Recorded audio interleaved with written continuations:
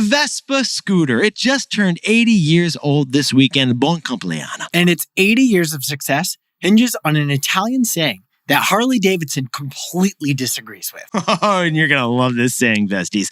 But first, to sprinkle on some context, you have not studied abroad in Italy until you get hit by the side view mirror of a Vespa in Florence and drop your panini in the Arno. The Vespa pairs well with linen pants, an optional helmet, and a handsome driver named Marco. I still can't move my arm like I used to, Jack. That darn scooter. And from our research, Vespa is the first brand in history to become a verb. Sorry, Venmo. Vespa beat you to it. But Vespa's owner, Piaggio, actually goes back to 1884. When they were in the shipmaking industry. That's right, but during World War II, Italian dictator Benito Mussolini strong-armed the company to start making warplanes instead. So after the war, Piaggio pivoted again, from planes to little cute leisure scooters. By inventing the Vespa. Jack, could you sprinkle on some Italian translation for us, please? You know I went to Italy, right? I may have heard it. I think I heard a rumor. Vespa means wasp in Italian, and it's now the most famous two-wheeled scooter in the world. Yeah, wasp because the Vespa scooter both sounds like a wasp, think about it. But it also has a narrow waist and a large rear,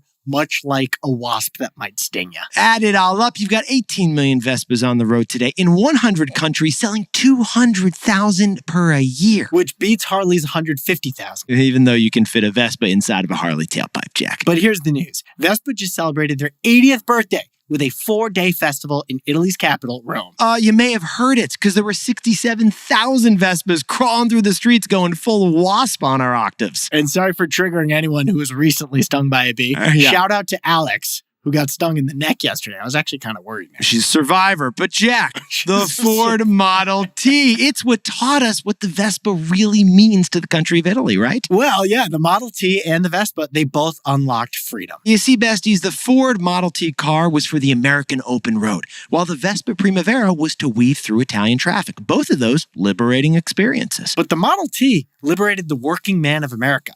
The Vespa liberated Italian women. That's right, because, Jack, women's suffrage came to Italy in the year 1946, and what's important about that year? That's the same year the Vespa was born. And the first Vespa ad?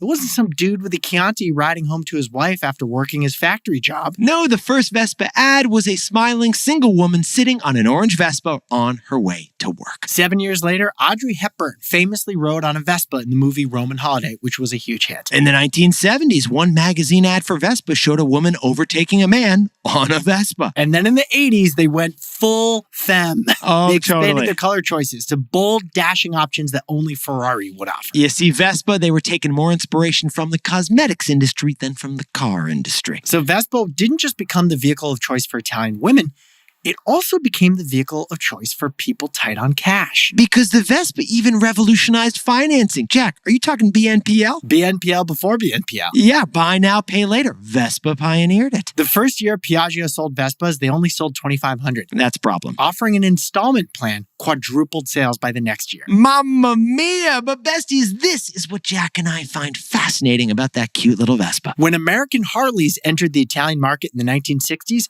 Vespa did not adapt by making bigger scooters. And when Japanese crotch rocket bikes arrived in the 1980s, Vespa did not adapt with smaller scooters. For 80 years, Vespa has focused on making pretty much the same Vespa, and we see a strategy there. You also see that strategy in Disney movies, don't we? Well, anybody with a 5-year-old knows that Luca on Disney Plus, yeah, Pixar made the same Vespa as the year 1946. That made Jack and I sit down, stand up, and get back on the Vespa. So, Jack, what's the takeaway for our buddies over at Vespa? Vespa's growth strategy? It's il dolce far niente. That's a phrase that Jack learned on his vacation last week when he was sitting on a beach in Amalfi. Because he was sending me pics, and I was just like, okay, well, that's the 43rd pic. I sent Nick a lot of pics. Well, I love the pics. I was like, Jack, you are doing il dolce far niente. Now, the translation is the sweetness of doing nothing.